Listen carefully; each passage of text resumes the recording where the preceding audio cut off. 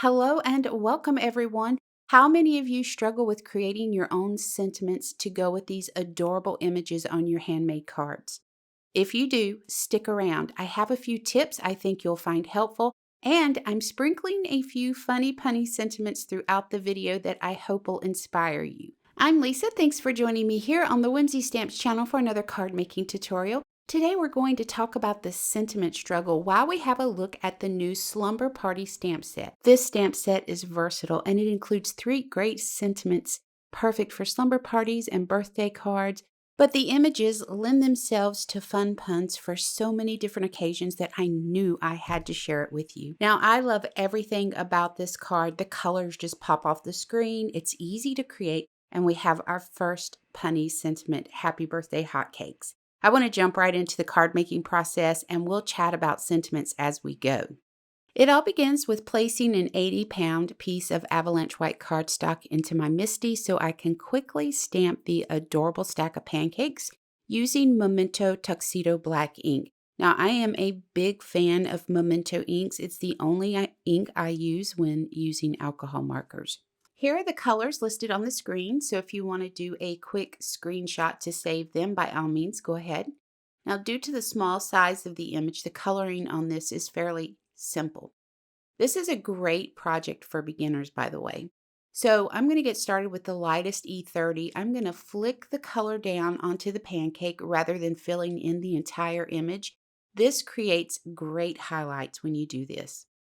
I will follow that with my E31. And I'm going to flick that color out over the E30 without completely covering it. I'm going to follow that with E33 to add a little bit of shading wherever I think I might need it. So while we're coloring, let's talk about the sentiment struggle. Tell me in the comments below if you struggle with sentiments. I'm going to share my secret with you. When I look at an image, I take a second to think about things I associate with the image. You're going to see this play out on the card we're making today. So this is how the process goes. I think pancakes, pancake stacks, butter. I also think about we flip pancakes and then pancakes are sweet. So with those 4 words right there, I can tell you no one stacks up to you. No one is better than you. You're flipping amazing. You're flipping sweet. So if you take and do word association, it will help you with the struggle, I promise. Another thing I wanted to talk about was the popcorn image. So when I think of popcorn, I think of popping. So of course I associate pop and pops, and that word is another word for dad or granddad. So you could do a card that says, Pop, you're the best. Pops, you're the best. You could do a card that says popping by to say happy birthday and include a gift card to the movie theater for someone who loves going to the movies. The little mask in this stamp set, the sleep mask, you could do a follow your dreams with that one. There's so many options. If you just take a second, look at the image and associate things with it. You will be coming up with these fun little punny sentiments in no time at all. Moving on to coloring the syrup, I start by filling in the area with E23 and I add E09 to the bottom of the syrup drips and around the back of the pancakes and that butter pat. So for the butter pats, we're going to do a tip-to-tip coloring technique where we take our colorless blender and pick up the color Y21 to color just the top of the butter pats. I want those to be lighter than the sides. Then we'll go in with our Y21 straight to the paper for the sides of those butter pats. Now, if you want to see a video on tip-to-tip coloring, you can head over to my channel and check one out. I just put it up yesterday. Okay, so we're going to do a little bit of fussy cutting here. I know I am not a huge fan of fussy cutting myself, and I applaud those of you who are. So the first image that I'm cutting out, I'm going to cut the whole image out. We want the plate, we want the pancakes. I'm not too worried about that pat of butter on the top because we're actually covering that up. The last 3 images that you cut out, you want to be mindful of the sides of the images. So we're going to take away the plate and that little pat of butter on 2 out of 3 of those It's not that big of a deal because we're going to be stacking these one on top of the other, so you're not going to see that pat. So you can cut straight across that if you want. But the last one, the top one, you want to be mindful of that whole image when you're fussy cutting, and cut carefully up around that butter pat. And you're going to cut away the plate from that as well. Okay, so now that we have these cut out, we're going to go ahead and move on to creating the rest of the card. So I'm getting started with a piece of masking paper that's 4 inches by 4 inches. This is an Avery removable label. Any masking paper you have on hand will work. I have a 3.5 inch round die. This is from Whimsy Stamps Pierced and Stitched Round Die Set. You can use whatever you have available, and it doesn't even have to be a round die. Maybe you don't want it to be round. I just happen to associate round things with pancakes. So I decided, hey, let's just use a round die. So we're going to go ahead and center this up on that piece of masking paper, run it through the die cutting machine off screen, and then we're going to mask off a piece of 4 inch by 4 inch, 80-pound avalanche white cardstock so we can start our ink blending process. So you will need Whimsy Stamps Honeycomb drip stencil for this technique. Now, when I'm using this stencil, I like to mask off the honeycomb part. That way I don't have to worry about any oopsies. I get a little bit crazy with the blender brush, so if I go ahead and mask it off, then things will be okay. I used mint tape. I'm sure most of you are familiar with this tape. It's more like a paper tape, like Post-it tape, rather than your traditional low-tack tapes, but it is perfect for stencils and for die cutting.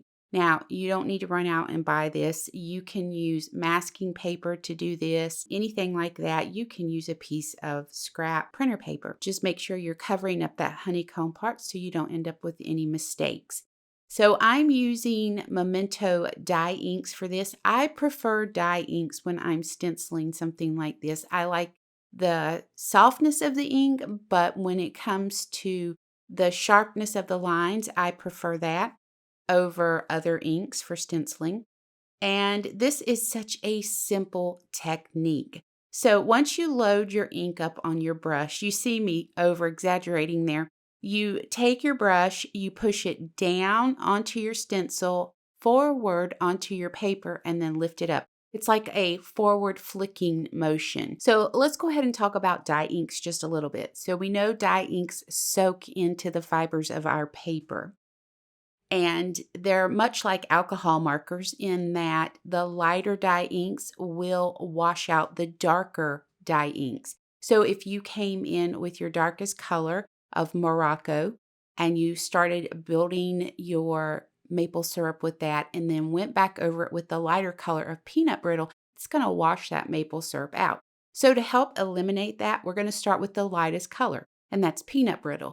And then I go into potter's clay. And remember, you're always using that forward flicking motion. Your brush goes down on the stencil, pushes forward over the paper, and then flicks up off of it. Once you have your peanut brittle, potter's clay, followed by Morocco inks laid down, you're going to come in with a tiny bit of the rich cocoa. Now, I only add the rich cocoa to the very bottom parts of the drips. And then I blended a little bit along the top of that circle with that, just to give it a little bit of depth there. So I decided before I was done that this needed a little more golden color to it. So I'm bringing in my dandelion, and I'm only laying it down in the lightest areas of those drips because those are the highlight areas, and I want it to appear as if the light is coming through that maple syrup and you're seeing all that gorgeous color, and it has a golden tint to it, when the light hits it. So that's why I decided to come in with the dandelion. You can skip that part if you want. That's the process for creating this dripping maple syrup. So let's go ahead and move on to the pancake part of this. So this part is super simple. You're going to use the straight edge of your low-tack tape, and you're just going to create layers and work your way down your piece of paper. I'm using a very soft buttery yellow dye ink along with a light beige. It's Memento Desert Sand. I'll have that buttery yellow ink listed down below for you. So let's go ahead and do a quick reveal of our stack of pancakes and that maple syrup we just spent that time ink blending on. And then we're going to go right into ink blending with the Dotty 6x9 stencil. So what I'm doing here, I have a 4x4 piece of white cardstock. I'm using Memento dye inks in the colors Paris Dusk and Teal Zeal. I'm going to do half of the paper with Paris Dusk and then the other half with Teal Zeal and blend them together in the center. I am going to take a piece of soft navy cardstock and go ahead and lay down some stenciling on that with the Paris Dusk ink and the Dotty stencil as well. I'm carrying these circles all throughout our card. It just plays well together with the pancakes. Okay, so we're running a little bit long on time. I'm going to start to cut this down and get us out of here. What I've done is I've layered all of those ink blended pieces that we just did. I've layered those onto my navy card base, centering them up. I did use a piece of vellum 4 1/8 of an inch by 4 1/8 of an inch behind our polka dot ink blended cardstock just to help pop it up off the front of that navy a little bit more. Now, the OMG that you see me placing here, white cardstock for the shadow. I had some of the navy cardstock left over, so I did some quick ink blending with the Dotty stencil on it and then ran it through with the OMG and that exclamation and glued those to the shadow. We have our stenciled pancake. Now, I die cut this one out and popped it up off of the panel. I actually like the look of it better. So I have two versions of this card. One version is the pancakes and the polka dots are stenciled onto one card panel. And the version you see here is where I die cut the pancakes out, the ink blended stack of pancakes, and then pop them up with some foam adhesives off of that polka dot background. So here you can see I'm just stacking all of my fussy cut pancakes out using mounting foam. And then we're going to just go ahead and add them to the card as well. The last thing that we need to do is stamp our sentiment. Now for this card, I did the happy birthday hotcakes. And I have some other cards I want to share with you real quick. And we'll talk about those sentiments as well. First, let's go ahead and have a look at our finished card here. Now, you're going to notice I did add some white ink splatters to this to finish it off. And our funny little punny sentiment there, happy birthday hotcakes. I love the way this card turned out. You can add glossy accent to the syrup spilling down your pancake images if you want. That's a fun touch to add to this. So our next card is another version of this card, and on that card, the sentiment reads, "No one stacks up to you." Now you could do these in any colors you wanted to. It doesn't have to be the blue and the teal. I just thought those colors played really well together with the ink blending that I had done. Now for the next card, you'll remember me talking about the pops with the popcorn. I created a really fun shaker card with popcorn kernels in it that says, "OMG, Pop, you're the best." So I have a couple more samples here to share with you using the stamp set and the sentiments that came along with it. Now, you guys know I love to read your feedback, so please be sure to leave a comment below. Don't forget to join us on Instagram and Pinterest for more inspiration. I do want to take a second and say the best way to support content creators like myself is by subscribing and clicking the notification bell, leaving comments, hitting the thumbs up if you enjoy the content and find it valuable. Also, by sharing the content with others. Those are things that let YouTube know you like to see more of our content. Now, for more information on the products you've seen in this video, you can click the affiliate links in the description box below. I appreciate you so much for spending time with me today. Until next time, please take care.